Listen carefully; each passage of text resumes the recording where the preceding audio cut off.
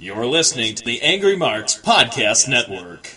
Once again, I'm your host, the Worldwide Wrestling Grand Prix champion, the WVCW Heavyweight champion, and the bully of the Mid-Atlantic, the incredible Will Huckabee. Once again, I'm here with my homeboy, the baddest producer in wrestling podcast history. I don't care what anybody else says. My homeboy, Killer Kev. Kev, how you doing tonight? I am hanging in there tonight, Will, and tonight is great because you have brought a special co-host on. Exactly. Ladies and gentlemen, we have a special treat. To help me co-host, I had to sometimes, like Triple H said, sometimes you have to go back where it all started. Sometimes you got to call your blood. You got to call your family.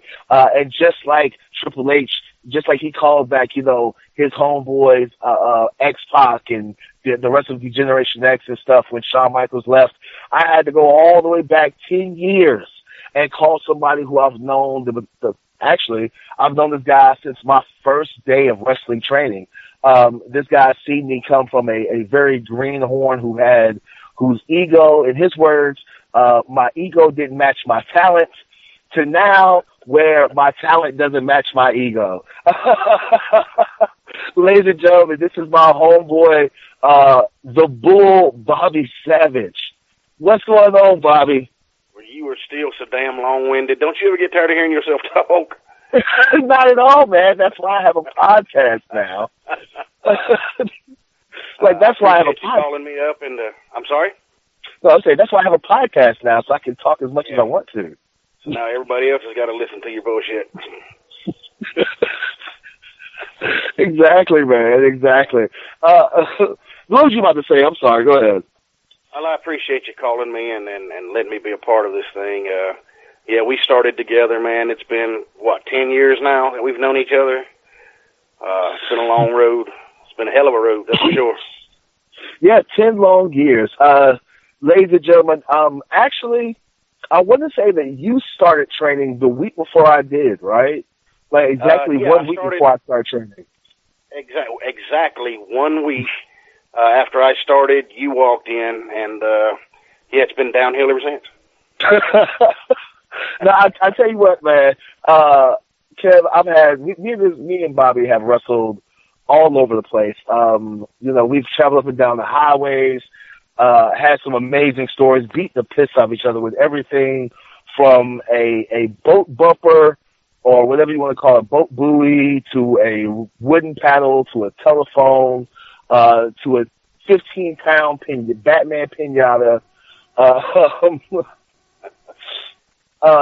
still have Batman pinata was the greatest thing ever, man. I'm telling you. The Batman pinata. Ladies and gentlemen, this gentleman thought that it would be great to buy a Batman pinata for a hardcore match that we were having because we were young and we were green and we were stupid and we didn't know any better. And so he decided to buy a pinata. And then he bought 15 bags of 1 pound candy. And not only that, he decided to take these 15 pounds of 1 bag candy, and then he filled up the entire pinata with every fucking bag. And then he decided to hit me with it. And then he hits me with his 15-pound pinata. And afterwards, of course, the first time he hits me, the pinata doesn't bust because at the time I had half equal. But for some reason, right after he hits me, he tries to do it again. Bam, candy goes everywhere, and he keeps beating my ass. And the referee had to tell him, hey, Savage, you can quit hitting him. Nobody's paying attention. They're all grabbing candy. That is true. That is absolutely true. But it went over so big that I had to do it again with a couple of other people. So, funny.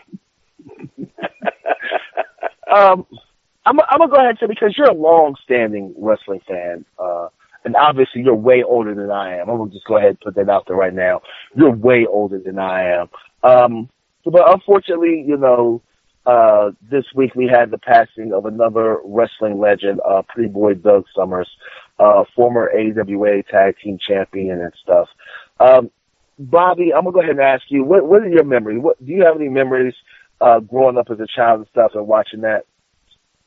First off, I don't keep up with social media as much as a lot of other people do. I didn't even know that Pretty Boy had passed away until just earlier this evening, and it kind of hit me. And, it's like, I remember growing up, I was my dad's firstborn child, and being, he doted on me quite a bit, and everything that he did, he wanted me to do. So whenever he would go to wrestling shows, he would take me. And I'm just this little toddler in his arms, watching, these guys in there doing these, outstanding things, which I thought, larger than life, monstrous guys. This is better than a living comic book. I remember seeing Pretty Boy, and I remember seeing so many of the guys from that era live. And I don't know, the reason that I remember them so well, I think, is because I spent that time with my father. And you knew my dad. My dad loved you. I remember seeing him, and I remember seeing so many of those guys, and then now, these guys they're much older, and they're passing away, and it's kind of like a little piece of me goes away each time one of them goes away. You know what I mean? Does that make sense? Yeah, that definitely makes sense. Yeah, well, when you become invested emotionally, because, it was memories with my dad and great times at these shows, there's an emotional memory there, that just a little piece of you kind of goes away when those guys do. And then I start remembering, hey, I remember seeing him at live shows. I remember my dad bringing me up to shake his hand, and the guy patted me on the head. And I remember watching him on TV later on in the AWA, and it's kind of like, oh, my God, it's just all that stuff kind of floods back when you hear one of these guys passes away. You know what I mean? Yeah, definitely. Of course, I'm too young to remember, his run in AWA and stuff. And of course, being a wrestling fan, you always want to go back and study the greats and study the legends and everything. And so, I was, even though as far as tag teams go in AWA, I'm a Ray Crusher Stevens kind of guy. Oh yeah. I definitely appreciated, Doug Summers and stuff. Matter of fact, I had the opportunity to meet him. Actually, I had the opportunity to meet him at a show in Buchanan, Georgia, a couple of months ago. I was wrestling Francisco Siatsu and stuff with Stormy Lee, his valet Stormy Lee, and Doug Summers just happened to be there at the show. And before the show, of course, you got somebody like that who has that much knowledge and that much and has done so much in the business. Of course, you walk up to him and you politely ask him, hey, can you please watch my match and give me some critique afterwards? And so he was very gracious and stuff, man. He watched our match afterwards. He gave me and Frankie and stuff some really great advice, gave me some really great advice. He really loved the match. He loved the way we put it together. He loved, the way I worked as a bigger guy. The fact that, I picked my bumps very wisely and stuff. He said that was very important. He was very impressed. And he kind of gave me a compliment. He told me, 30 years ago, I probably been working down in Louisiana for Bill Watts. And if I wasn't one of the top guys there, I definitely would have been at the top of the mid-card. He told me I reminded him, which I guess is a blessing. He told me I kind of reminded him of a little bit of Junkyard Dog and stuff with the way that I moved and everything and the way I'm built. So to me, it was very sad because I really appreciated him taking the time out of his schedule. He didn't have to watch our match. He could have done like some guys and just like, yeah, I'll watch your match, and afterwards, give us a bunch of BS, slow down, do this, do that, just find some guys actually do. But he actually took time and watched a lot of the matches and gave a lot of guys critique. So, yeah. It's unfortunate when, some of these guys that have been in the business 20 years, 30 years or whatever, if they're at an indie show and they watch you and then they give you that same generic advice, hey, slow down, hey, kind of stuff like you were mentioning, yeah, that kind of sucks because those guys have so much knowledge and experience to share. And the fact that, he stood there with you and kind of critiqued your match a little bit and, that's an awesome thing. That's the kind of guy he was, though. That's the kind of gentleman he was, that he shared that knowledge and he would help people out because you're only making the business better. If you help people get better, that makes it all come out better. As Al Snow would say, it only takes one person to ruin the business. So one person can also make it better. We're definitely going to get to ruining the business or what people consider ruining the business later on with our guests and stuff tonight. But, me and you, we share a lot of experiences and stuff, and we've definitely shared the locker rooms with a lot of legends and stuff. To you, looking back and stuff on what you've done in wrestling, who was, some of the guys that you met? Of course, the Barbarian, and in North Carolina we had the Iron Chief and stuff, Ivan Koloff, Nikolai Volkov, the Boogie Woogie Man, Jimmy Valiant and stuff. What was some of the best advice ever given to you, by a legend? Oh, God. I don't know. I think Nikolai Volkov gave me some great advice one time. I was talking with the Iron Chief, and we were talking about dieting and losing weight. And Nikolai Volkov told me, and his accent's kind of strong. He was telling me in his Russian accent there, which I almost cracked up just by listening to him, and I was trying not to. But he said he could tell me one way to lose 3 pounds of ugly weight very, very fast. And I asked him, how do you do that? And he told me to cut my head off. So that's probably probably the best advice that I can remember. But Jake Roberts actually stood in the locker room with me one time. Was telling me how to throw punches so they look more believable, so that they look more effective. C.W. Anderson, who I actually had an opportunity to wrestle in a no-holds-barred match, after it was over, he takes me aside and he tells me, if you had done this a little different, it would have looked better, or if you had done this a little sooner, it would have made more sense. Kind of things like that. I don't know. Manny Fernandez was giving me some information one time about how a larger guy like me should carry myself in a match so that it looks more natural and more believable. We were talking, you just mentioned, about your bumps and how you bump a certain way. The Barbarian, who I had an opportunity to tag with at one time, was telling me how a guy my size should only bump in certain situations at certain times to make things look a certain way. Just over the years, meeting so many of these guys, Ricky Morton, oh my God, I don't know who else, I can name here, but I get a little piece of something from every one of them, because those guys have been around forever, and they know the business, and they know how to make things look. But I don't know. I think maybe C.W. Anderson has been one to influence me a little more than all the rest, because I've been in a little more contact with him. Oh, yeah, I love, even though I don't think C.W. Anderson is ever going to want to work a match with me again.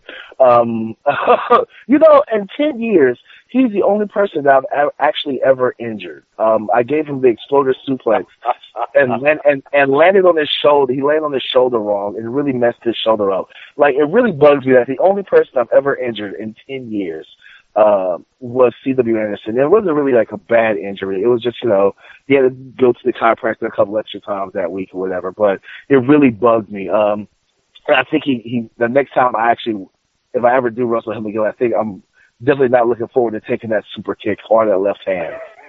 Yeah, you might have a receipt coming to you for sure. Exactly.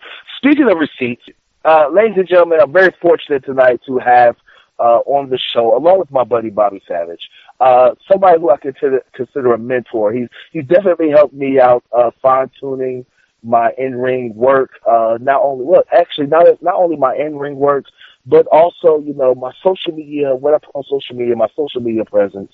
Former, or I guess I could say current owner of USIWF, even though they've taken a pause right now. He's a trainer, he's a promoter, he's a ring announcer. He does it all, really. Lifestyle coach. Ladies and gentlemen, Josh Gerry. Yeah. All right. Yeah, thank you for having me, man. I appreciate it. Thank you for being on. We were just talking about, the recent passing of Pretty Boy Doug Summers and stuff. Before I even get into that, I want to introduce you to a friend of mine, Bobby Savage. Me and him both actually started in the business together 10 years ago. Bobby Savage is older than both of us. He's about 62. Oh, you can kiss my whole ass. You know that? But we were talking about memories about Pretty Boy Doug Summers and stuff, and Bobby Savage was talking about how he used to watch him growing up as a child with his dad, and of course I was fortunate enough to meet him at an indie show in Georgia and stuff a couple of months ago. Do you have any memories and stuff about Pretty Boy Doug Summers? I personally don't. I was a Jim Crockett guy growing up. And a lot of my memories of professional wrestling, I don't think I actually got to see him, but of course I know a lot of guys that have fond memories of him, and great guy and great technician in the ring. But no, unfortunately I do not. I don't. I hate to drop that bomb on you, but I don't, man. Well, that's okay. That's cool. We were also talking about getting advice from legends. And taking the opportunity when you have that opportunity to work on a show with a legend or somebody who's made money in the business and stuff, how important it is to ask them for advice, to get critiques and stuff. Now, I know because I follow you on social media that you're always offering opportunities for guys to get in a call with you and go to an ROH event or a PWX event or an AML or wherever the case you may be going to. In your opinion, as a trainer, as a promoter and stuff, how important is it for guys to take advantage when they're in the locker room with these people? It's a huge advantage, just simply because professional wrestling is all about networking, right? Like, who who can vouch for either your personality or your work ethic or even just your talent in the ring. Having somebody, like if I'm putting on a show and somebody I know their abilities and I trust their opinion, they're like, hey, this guy's good to go, he's legit, book him. I'm going to take that more than I am a YouTube package or somebody being on a poster. Being able to have somebody that has done television or is going to be on a pay-per-view next week or something like that is currently in the limelight or has been in the limelight is even better. If you've got somebody like Ron Simmons, Jim Neidhart, somebody like that that's like, that's a good kid, you need to have him on your show. It's great. So taking those opportunities to go on those rides and meet these people and network and show your face, step. Nowadays guys have Facebook and Twitter and YouTube and Instagram and all that stuff, which is great. It's a lot easier to network. You can tag somebody that you want to have a conversation with in a post, and boom, you have instant connection. When I was wrestling 15, 20 years ago, you had to walk up half naked to another half naked man and say, hey man, can I have your phone number? So the ability to do that networking is so much easier now. I can put a post on Facebook and say, I'm going here on this date. I got 3 seats. Let's go. Guys may go and they work ring crew and they don't get a match or they don't get anything immediately out of it. But that's not to say 3 months down the road, they go to another event and they're like, hey, last time you did this and you did that. Now let's head to, something a little bit more important, and it builds. I know a lot of guys on the higher level, they'll do that. I don't want to spoil anything, but if you keep up with Ring of Honor, there was a new member of the Bullet Club revealed this weekend. And that came from him riding around with members of the current Bullet Club, and it just kind of turned into something. I think it's going to create hot TV. It's going to create conversations in professional wrestling. So that's a prime example of taking people up on the rides and the opportunity. Exactly. As you see these young kids and stuff on these shows, and they're, everybody has an ego now. And of course, you say you broke the business, 15 years ago, you had to walk up to somebody, half naked. Hey, can I please get your phone number and stuff? Do you think that a lot of the younger kids now and stuff don't take advantage of the opportunities that are afforded to them? I do. I think a part of it is one, either intimidated, right? Like you see these guys on television, they're larger than life characters, and you're kind of like, man, I don't want to bother them. I don't want to, they're busy or they're into their match. I don't want to do that. And I think it's also some of the older guys and some of the vets, they make fun of them. Oh, don't mark out, don't get your picture taken with them and things like that. So they don't want to overstep their bounds, but sometimes you kind of have to be willing to step out there and, you know, kind of make a fool out of yourself. I mean, we all know in professional wrestling, you know, if you feel like you're making a fool out of yourself, you're doing something right. You know, it's entertaining. And so, you know, I tell guys, you know, don't be intimidated. You know, go up and talk to them. They're regular guys too. Some are asses. Some are really cool, you know, and you're not going to know unless you kind of make that step and say, you know, hey, the great opportunity opener is my name is, and that's it, right? See where it goes from there. I do think guys, you know, miss opportunities because of a lot of that, but, you know, there's a saying that a lot of people are scared to fail, which is true, but what stops greatness and reaching that level that you want to go to is being scared of success. And I think that may be, somebody won't admit that that's what's keeping them, but they're like, well, you know, what if I introduce myself to this guy and we really hit it off and he gets me on a show and he gets me booked and we ride up and down? You know, that can be scary for some people, you know? Exactly. I'm going to pass it over to my buddy, Bobby Savage, to see if he has any questions for you. Bobby, do you have any questions for our guest tonight? Actually, no, I wasn't even paying attention, really. Oh, man, come on, Bobby. I'm kidding, man. I'm kidding, bro. I did want to talk about a couple of things that you mentioned. I think you were spot on with a number of things. First off, as far as going up to, you know, in the locker room to a half-naked guy to ask his phone number, I've actually seen Will do that. So, but I don't think it had anything to do with the business. But taking the road trips with these guys, did I let you add the closet there, man? I'm sorry, I didn't mean to. I had an opportunity to take a little road trip, just a little short road trip with Jake Roberts one time. And this guy is telling the most awesome stories, and he's talking about the business in general, and he was talking about some of the things that were at that particular show. And I listened to it as if a preacher was preaching a sermon, you know what I mean? I've had an opportunity to go into a locker room and sit with guys like, you know, Tommy Dreamer and C.W. Anderson and a bunch of these other guys, and just listen to them talk.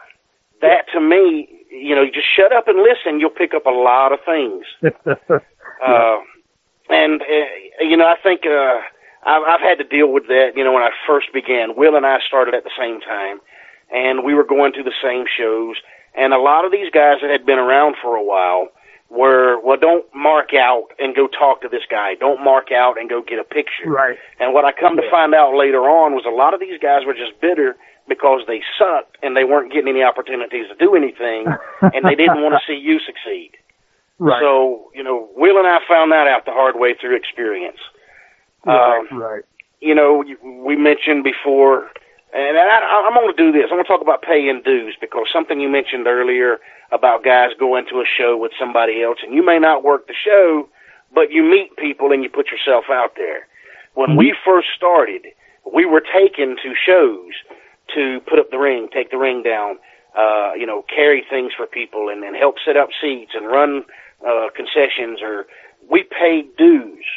A lot of guys today just don't believe they have to do that, and I want to know, how much of that do you see in your circles and where you go, and how important do you think that is, that a lot of these new guys coming up, they just feel like I should be a superstar and I shouldn't have to do anything to earn it or work for it?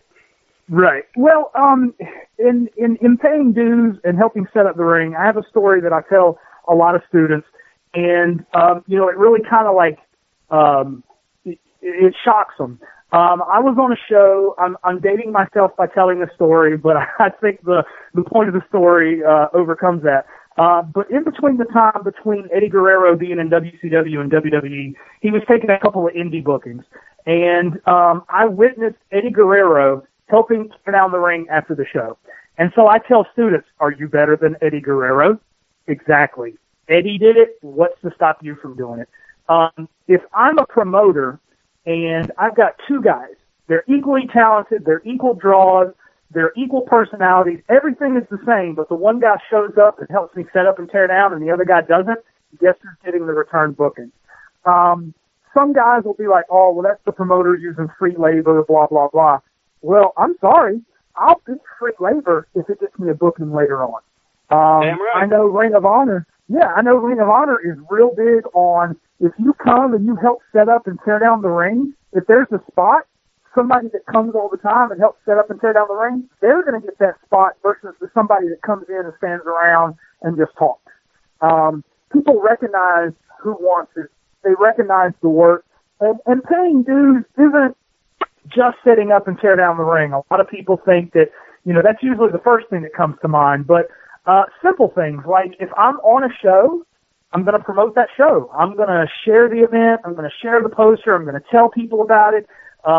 If I'm riding with somebody, I'm going to, hey, is there anything I can do to help you? If I'm not booked, I'm going to go to a show I'm not booked on, introduce myself. Hey, just want to let you know I'm available for future dates. If you have somebody that knows shows tonight, I got my shit in my car. Those kind of things. I am so glad you brought that up. I am so glad that you said that.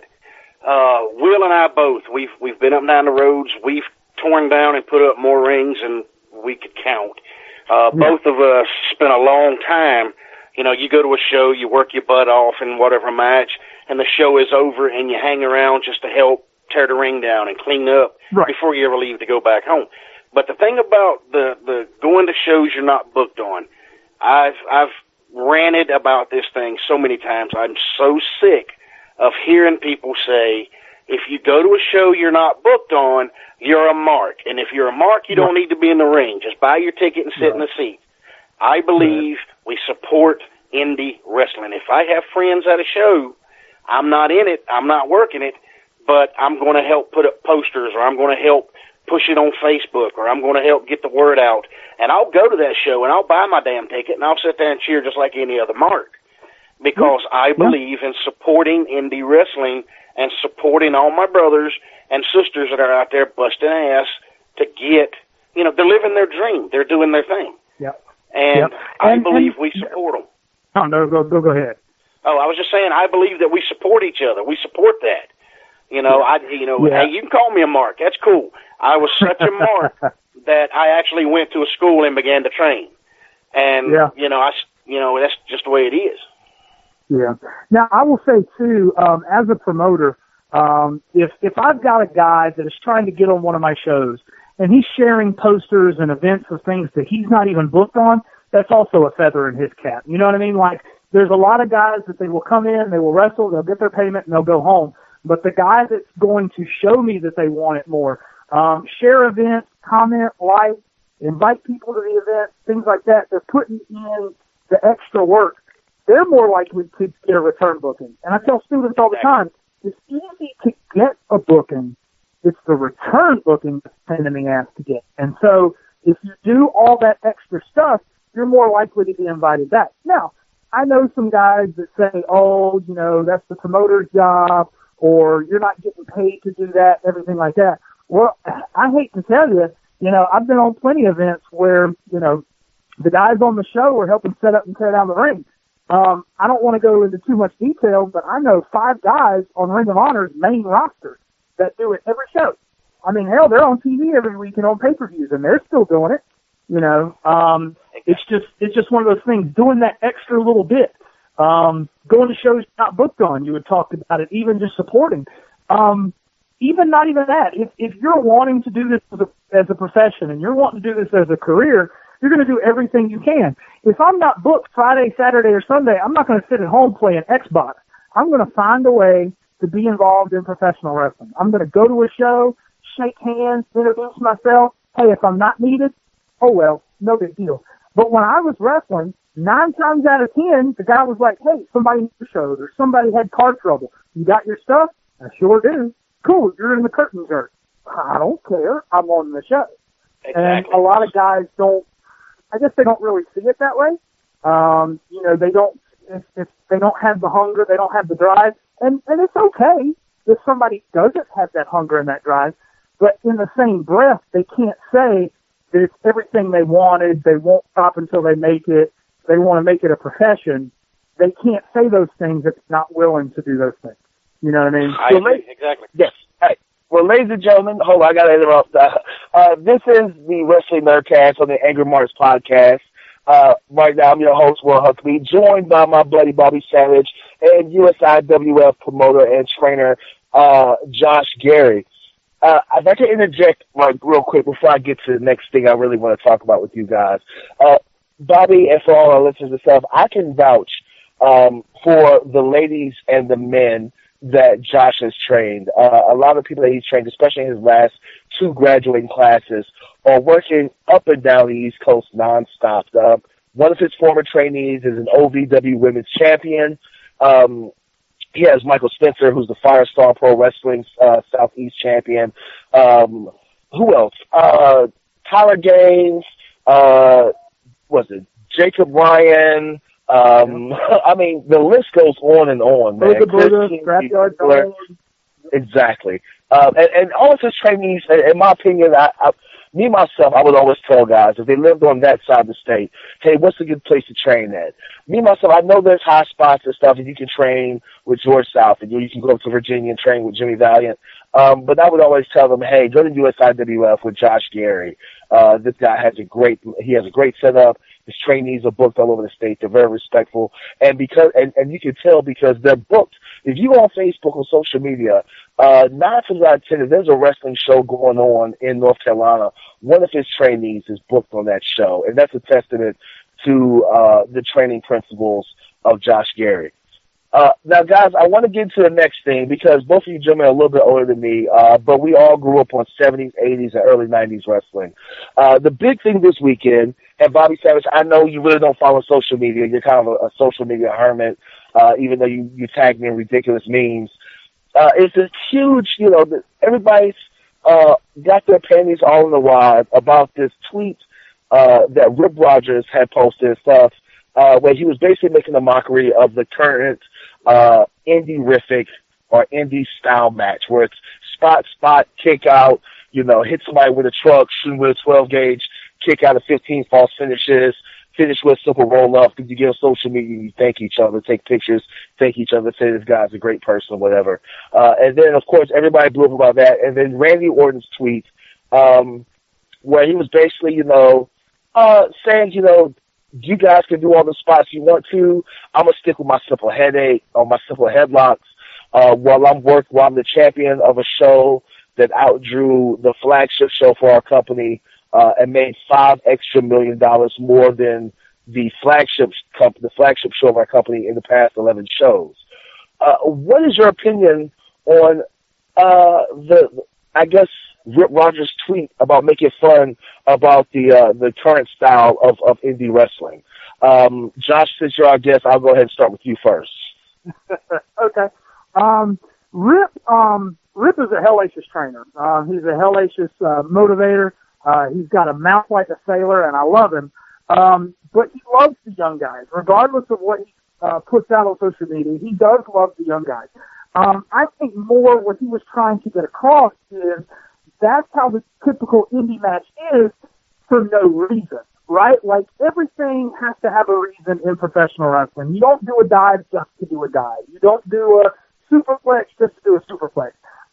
And I think what he's getting at is a lot of these guys, they see what's on television, and they see that's the trend, the dives, the super kicks, and all that such, but they're not taught why those things happen or when they're done at a specific time, why they're done that way. Just as a prime example, the Young Bucks actually commented on it, which I thought was kind of funny.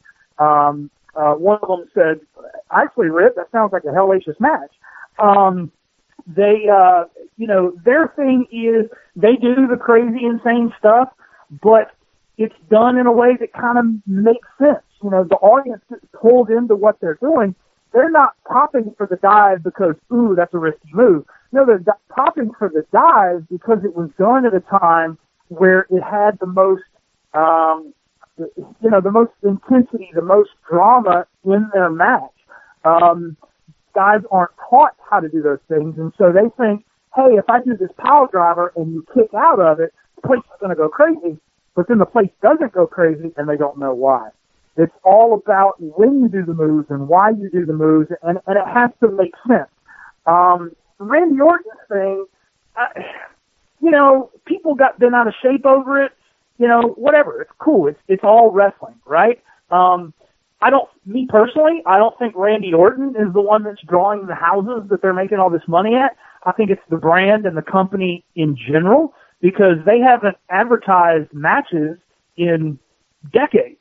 It's WWE. Here, come see us.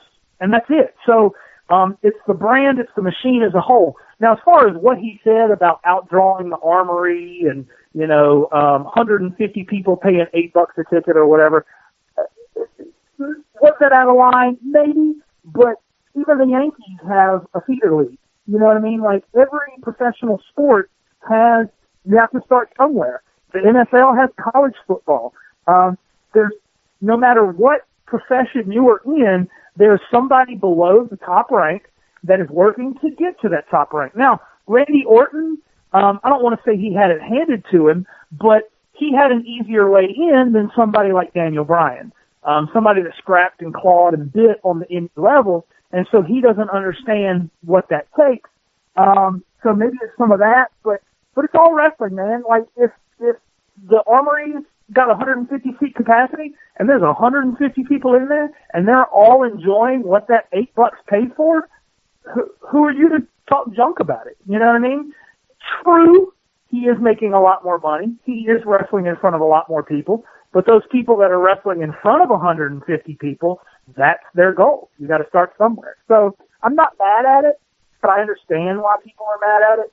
But wrestling's full of opinions, different styles, different ways of doing things. There's different niches. If the Yankees found out that there was a Bush League baseball team starting down the street, you think they're going to care?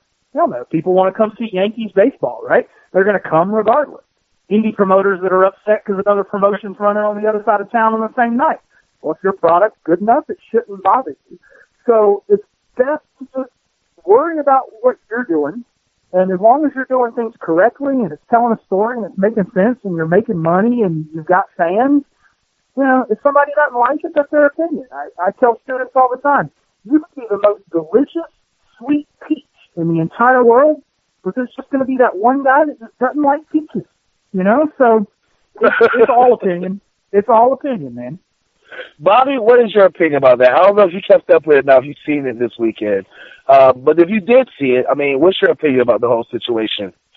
Well, I don't keep up with Twitter and such as that. I don't do a whole lot of social media other than Facebook, just, screwing with people a little bit here and there. As far as what I think about the spot monkeys in the ring, just acting like a bunch of circus acts. You know me well enough, Will, to know that, you and I were trained the same way. A match has to tell a story. There has to be a psychology behind what you're doing. And, yeah, you can do 15 backflips and you can jump off of a balcony, but as was just said, very well said, if it's not done right, if it's not done to be part of the story, then it's just gratuitous stunt work. And there's no point in it. I like watching some of the super indie matches because of the pure athleticism of doing what they're doing, but I'm less likely to watch it or pay attention to it if it's not done correctly, where it makes sense to me. Mm-hmm. As far as, the old school headlock for 10 minutes kind of thing, unfortunately, that's kind of run its course. Nobody wants to sit anymore and watch a headlock for 10 minutes. You've got to do something more spectacular, but if you work it in correctly, you can still do the headlocks and the arm drags and the bear hugs along with the suicide dives and the superplexes and tell a great story to entertain, whether it be in an armory or whether it be in wherever else, in some big super mega center. As far as Randy Orton, piss on him. I don't care what he says.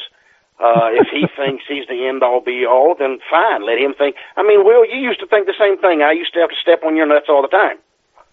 So, if he thinks he's the end-all, if he has to think he's that great to get himself through, then hell, the guy's a good wrestler. He's a good performer. I think he's a jerk, but, that's beside the point. It was said earlier that if an armory has 150 seat capacity and there's 150 asses in it, then you're doing good. And it doesn't matter if it's on national television. It doesn't matter if you have action figures or a movie role or, 15 different types of T-shirts with your likeness on them. The fact of the matter is you're giving the people their money's worth.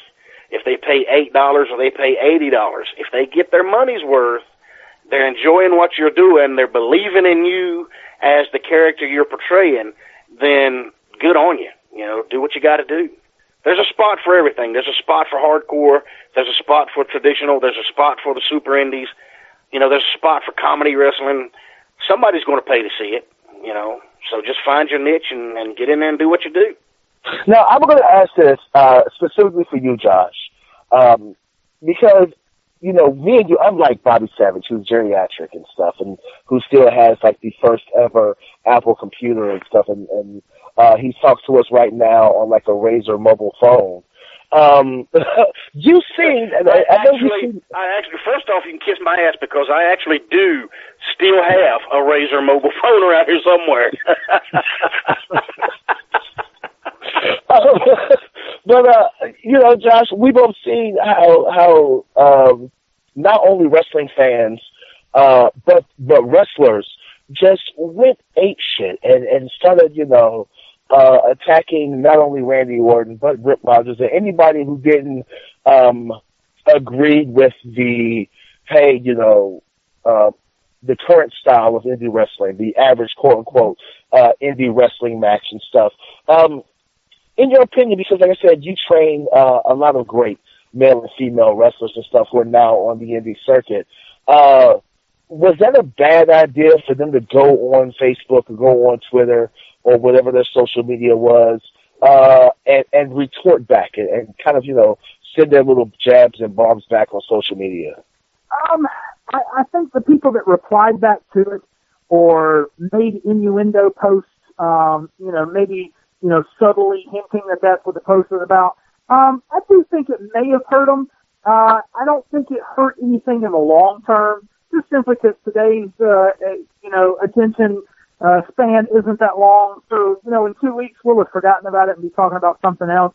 But I do think that if I'm a promoter or I'm a trainer or I'm a coach or an agent or whatever, and I'm looking at somebody and I'm thinking about bringing them in, and, they have an opinion like that, or they're dropping the F-bomb on social media every time you turn around, or things like that, I think it does negatively affect them. In today's day and age, you have to be marketable, and company has to like you.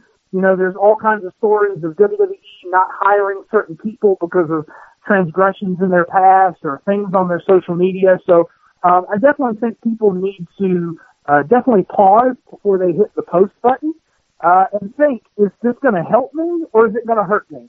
And if the answer isn't immediately help you, don't post it. There's no reason whatsoever to post it. Be positive. Send positive stuff out there. I was telling a guy that took a trip up to New York and Philly with me this weekend, your social media is your perceived reality. It is the reality of your life that you want people to see. Some people post a lot more than others. Some are like a continuous commercial. Like I said, long term, I don't think it affected them, but I definitely think, it made a couple people go, oh, well, now I know what that guy really thinks, or they don't really get it, or whatever. As far as Randy Orton and Rip Rogers, hell, it doesn't affect them in any way, shape, or form. In entertainment, there's a saying, all press is good press. You got somebody talking about you, your name is on somebody's lips. I do think it's a good thing. But, a lot of guys said, oh, this is my art, this is my passion, I have to defend it. Being negative isn't helping anybody. That's just kind of how I look at it. I saw it all over my feed. I don't think there's anybody that posted something negative or posted their clips or anything that it made me think twice about them as a person or a wrestler, but there are some people that sure as hell may have. Now, I'm gonna switch gears and stuff. We're gonna talk more about you and stuff because we're both. We have both sat under the. We both sat under the learning tree of Brutal Bob and stuff. We both subscribe to his theory of doing the drives and everything. Unfortunately, you shut down the training school and stuff. That's on hiatus, but you're still hitting the road. You're still doing the drives, driving to these shows. What is your reason for still going to these shows? For getting up, and filling up a car with wrestlers and stuff, and going, 10 hours one way, just to work backstage at a show and make connections. Why do you still do that now? It's pardon the pun, but it's the drive, right? It's my love and passion of professional wrestling, and my goal and what I want to do in this business, since I can't physically do it anymore. My job is to help make wrestling better, and the best way to do that is to help the people in it become better.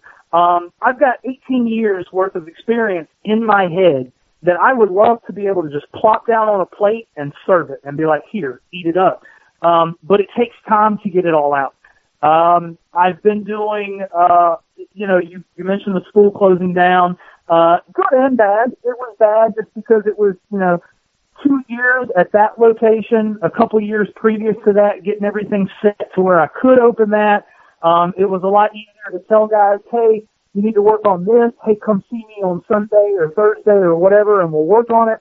But it was good because now I have a little bit more free time so that I can do these drives and do more of these network connections. And I've actually got a wrestling camp that I am going to be helping out outside of Atlanta, Georgia, in the middle of June for QT Marshall. He's also going to have Monster Factory Danny Cage, Punishment Martinez, Delirious, Glacier, and just to be able to say I'm a coach with those guys is awesome. And then in July, A&L is having former head coach at the Performance Center, Bill DeMott, in, and I was asked to come in and help Bill, which is another, crap. This is one of the better coaches in the country, and I'm asked to be his assistant and share my knowledge. So I'm still getting out there. I'm still helping guys going on the drive. Like you said, sometimes the best way to gain some of that knowledge is just listen to somebody that knows stuff. The cat that I picked him up in Baltimore. We went to New York, rode around in the car all day Saturday, did Philly Sunday. I think he learned more in those 72 hours than he had in his previous 3 years in professional wrestling. We talked to him about some stuff, and he's like, I never thought of it that way, or, man, I've never even heard of that. And so hopefully it will help him out. I got guys that go on drives with me, and I'm able to teach them psychology or how to optimize social media and things like that, which I put posts on Facebook, but nobody's going to read a 5-page dissertation on Facebook etiquette, to get bookings. So it's a lot easier, and plus, if I can talk, it's a lot easier to get those pieces of information out to tell people. But it's still the passion. Even though I'm not in the ring or in front of the camera, I still have goals and aspirations and bookings and such that I want to get just in a different capacity. I would love to be invited down to the Performance Center and be like, hey, we want you to help coach these kids, or the ROH dojo and say, hey, come be one of our part-time coaches or something along those lines. Or hell, even do like Brutal Bob does and travel around the country holding seminars. That's kind of my goal. And so you have to have a goal and you have to have a path to achieve that goal. And that's what I'm doing. Plus, if I'm doing it to be a coach, why can't guys do it to be an actual wrestler? Right? It's expected of wrestlers, not so much of coaches. And so it's also an example. Hey, look, I can do it. I've got the joints of a 60-year-old, and I have to stop every hour and a half to 2 hours to walk around and grease those bad boys up, or I'm going to be bent over for the next week. But I get up and I do them. So you're 19 years old. You're wanting to make this a profession. What's stopping you? Exactly. Bobby, do you have any, I know our time is running short with both of you gentlemen. Bobby, do you have any other questions and stuff you want to ask our guests tonight before we have to let them go? No, actually, I wanted to say that I think that last bit that you were just saying should, and I hope it does, shame a lot of these guys that just don't have the drive. They just don't have the fire inside of them. They think, I can watch YouTube or I could watch Tough Enough, I could go out here and do whatever, and they're never going to amount to anything because they just they're not willing to take that road trip with somebody who will sit and talk with them and teach them. They're not willing to spend the time with someone who's been around. I really hope that you shamed the hell out of a lot of these young guys, and I hope they're listening, and I hope they take it to heart, because it's very true what you said. And I don't really know what else that I could add or ask other than just say, I think you hit the nail right on the head with everything you were saying. Awesome. Yeah, thank you. Well, Josh, I know our time is running short with you and stuff. You're a very busy man, as you just shown us and stuff you just said on the show. But we want to give you time, definitely, to plug all your stuff, your social media, and where can we see Josh Gerry at next? So go ahead, give us your social media and any upcoming shows that you plan to be at. Okay. We always joke, because Colt Cabana's podcast, he always says, where are you at on the internet? And we always joke Pornhub. You can definitely catch me there. Joking aside, you can catch me on Facebook, Josh Gerry. You can look. Usually when you do search, if you know anybody in wrestling, we're probably a mutual friend, and you can find me that way. You can look on Bob's page. He always tags me and stuff, and some other guys. I'm on the Twitter as at the Josh Gerry. Also on Instagram as Josh Gerry. And you can find me in all manner of ways by going through one of those three routes. Where I'm at next, since we had a pretty big loop this past weekend, I got family time next weekend, so you may see me pop up at PWX's show at the Cabarrus down in Concord on the 21st. Haven't quite made up my mind on that one.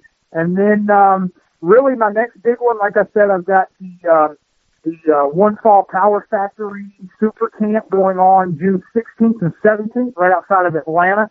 QT Marshall is the owner-operator, bringing in a bunch of big-time coaches. And then the following weekend, I'm in Lowell, Massachusetts for Ring of Honor's Best in the World pay-per-view on Friday night, and then TV taping Saturday night, which will be pretty good. And then, in July, like I said, the AML Pro Wrestling Training Center in Winston-Salem, North Carolina, having a 3-day camp. I think it's July 21st, 22nd, 23rd, if I'm not mistaken. I'm sure I'll probably get a message from the owners there if that was wrong. Bill DeMott is the main attraction there. I've got Ring of Honor in at the end of July. I've got, I think we're going back to the end of July. They're actually in Concord, which is great for anybody that's local to North Carolina. If you want to get your foot in the door, hit me up on the social medias, and I'll at least let you work ring crew, meet some people. And then in August, Ring of Honor down in August, Ring of Honor down in Atlanta, and then a couple indie shows here and there, helping out, coaching, mentoring, maybe a couple ring announcing appearances in there. Like you said, my schedule's kind of full, so those I have to go to the phone calendar to get the information on those. But I'm always posting about hashtag Do the Drive. If you're anywhere between where I'm at and where I'm going and you want to ride, no matter what the show is, no matter where it's at, I have a minimum of 3 seats available every single time. All I ask is that you not be a goof and pay your own food and help me with tolls and gas. Other than that, man, it's almost a free ride. If we're going down south, there's no tolls. If we're going up north, of course, obviously there's quite a few tolls. But that's all I ask. I'm willing to take pretty much anybody and everybody that wants to experience. But if you make me look bad in front of Ring of Honor, then I kind of get a little mad. But anybody and everybody's welcome. Well, once again, Josh, thank you so much, man. I definitely want to get you on the show right before, if you can grace us with your presence, and come back on the show the week after you have the Bill DeMott camp. You'll probably see me there because I'm definitely thinking about coming to the Bill DeMott camp.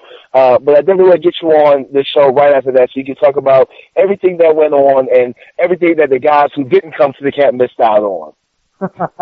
You got it, man. You got it. And I only live 15 minutes from where the camp's at, so you got a crash pad here for sure. Thank you. Once again, thank you for being on the show, man. I appreciate it. I'll be in Greensboro Friday night at 5 Star Pro Wrestling. I would love it if you could show up, actually. But if not, I'll definitely see you down the road, man.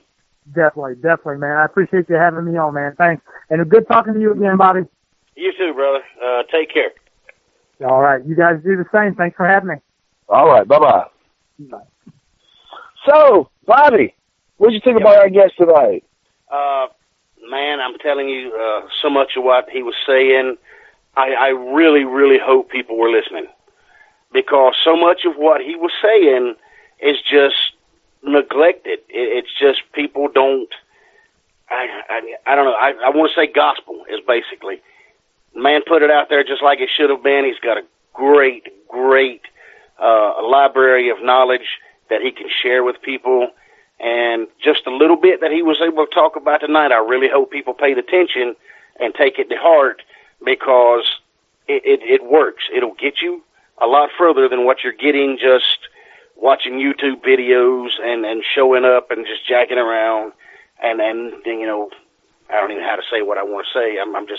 I'm thankful he put it out there for everybody tonight. Kev, do you have any comments about our guest tonight? No, sir. I just thought it was a great interview. Great job, gentlemen. Thank you. You know, I'm going to tell you this before we get off the air and stuff, before I close the show and get off the air. You know, I've been so fortunate, I consider myself very fortunate, to be friends with and to be mentored by so many different people. Everybody from Mark James to Damian Wayne, to even, you know, QR Carmichael, Cahagan, C.W. Anderson, Steve Carino. Josh Gerry is, I put him in the same league as a Steve Carino, as a QR Carmichael, as a Jimmy Rave and stuff. He has so much knowledge, and he's so approachable. You know, when I first met Josh, I didn't even know the guy. And he walked up to me. He's like, "Hey, can I talk to you for a second?" And I was like, "Yeah, sure. What's going on?" And he actually had took notes during my match. He was impressed with my look. He was impressed with the way I worked. But he had actually, you know, grabbed a piece of paper and a pen and actually took notes during my match live of things he wanted to talk to me about before the show. And ever since then, me and Josh have had a wonderful friendship. Like I said, his students and stuff were working not only in North Carolina, but in Virginia, Georgia, Rhode Island. Like I said, one of his female trainees is the OVW women's champion stuff. That's a testament to not only his training principles, but to him as a person and stuff, that he has so much respect from the wrestling community that people will definitely say, "Oh, you're trained by Josh Gerry? Okay, no problem. I'll definitely go ahead and book you and stuff." So I'm so glad that he was able to come on the show tonight. Anyway, Bobby, do you got anything?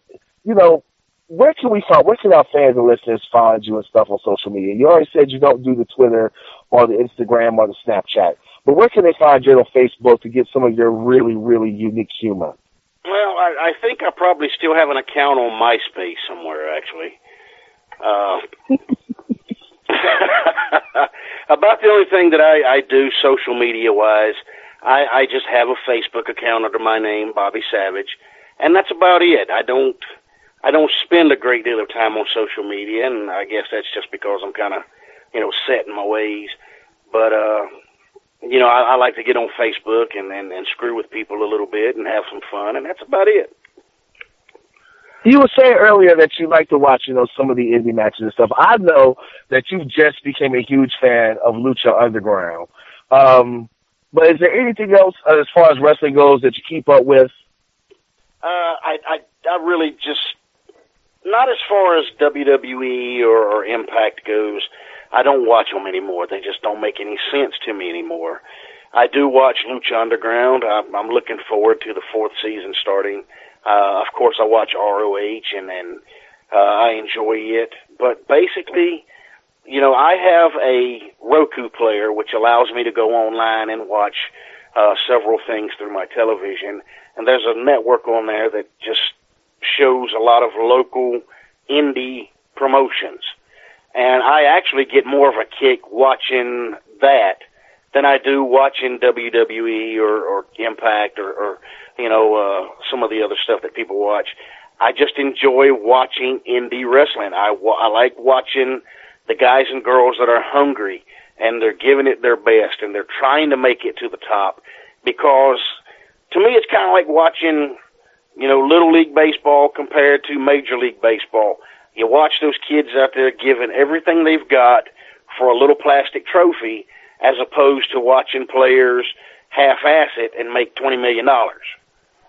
Same thing watching indie wrestling. I like watching the guys that are getting paid, $30, $40, whatever, just making gas money to get back home, but they still go and they give it their best. They do everything they can to make memories for those fans that are sitting out there watching them.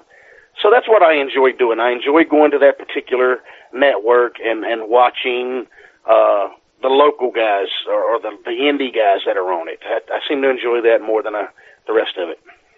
Well, I will tell you what, man. If you ever get a chance, definitely get you an account for New Japan. Go to New Japan All World and stuff and get you a subscription there. It's definitely worth it, man. I'm a huge New Japan fan. I love New Japan wrestling. I love, Lucha Libre. Of course, we both know my love of Lucha Libre wrestling and stuff. But definitely check out AAA down in Mexico, CMLL, and if you ever get a chance, check out New Japan Wrestling, man. They're doing a lot of great things and stuff. Anyway, that's our time for tonight. I would like to thank our guests. I would like to thank my guest, Josh Gerry. I would like to thank, my guest host, my special co-host tonight, Bobby Savage, for both of them blessing us with their appearance on the show tonight. This weekend, I'm traveling all over the place. Greensboro, Friday night, I'll be in Greensboro, Firestar Pro Wrestling. Main event for that night will be the Zone 1 champion, Griff Garrison versus Lucha Underground star AR Fox. Saturday night, I will be in Memphis, Tennessee for Real South Wrestling Federation, RSWF, in Memphis, Tennessee. And then Sunday, I will be back in Greensboro, North Carolina for NRLL. They're having a wrestling show in the car show. Wrestling event, a car show, I'm sorry. But you see me there, I'm making my debut there in RLL this weekend. Once again, follow me on Facebook, William Huckabee. Twitter, I'm at WA Huckabee. Instagram, Will Huckabee. Uploading new things on YouTube all the time. Just look for my page, Will Huckabee. Uploading matches as we speak and stuff. Kev, before I let go, we got anything special going on this week on the actual Angry Marks Network? No, sir. Just check out all the great episodes on the Angry Marks Podcast Network, including last night's episode of the Raw Reaction, where we had a special guest host. Oh, yeah. How can I forget that? Last night, I wanted to thank Big Vic and Angry Tinzow for being in Hawaii on vacation. For not being there and available to do the podcast. I want to thank them for letting me be a special guest host for the Raw Reaction. I had a great time. I think everybody can agree with that. Definitely. Well, ladies and gentlemen, this is our time. We've got to say goodbye. We had a great time tonight. Inspirational quote for the night. I'm trying to keep you people motivated. I'm going to tell you like this. My inspirational quote for tonight will be this. Anytime, you can always ask a question. You can always ask for an opportunity. And just because people say no, it doesn't mean no forever. Sometimes it means no, not right now. There's no such thing as closed doors or no opportunities. There's just not right now, but eventually you may get in the doorway. With that being said, on behalf of my special guest host tonight, Bobby Savage, on behalf of the greatest pop producer in wrestling podcast history, Killer Kev, from my homeboys, the Prophet Rick Craig, Drew Skills, and the brilliant wonder Das Wunderbeard, Zane Paisley, I am the World Wrestling Grand Prix champ, the WVCW heavyweight champ, the Incredible Huck, the disrespectful intellectual, the Mid-Atlantic bully, Will Huckabee, saying see you and support indie wrestling. Have a good night. You're listening to the Angry Marks Podcast Network.